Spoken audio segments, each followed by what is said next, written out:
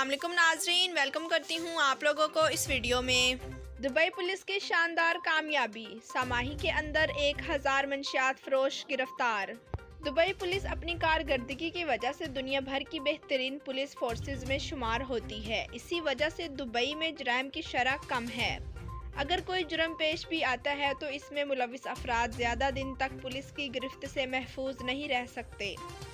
Dubai police ने एक बार फिर शानदार कारकर्दगी का मुजाहरा किया है। साल 2020 की आखिरी समाही के दौरान मंशियात फरोशी में मुलविस 1000 से ज़ायद मुल्ज़िमान गिरफ्तार कर लिए हैं।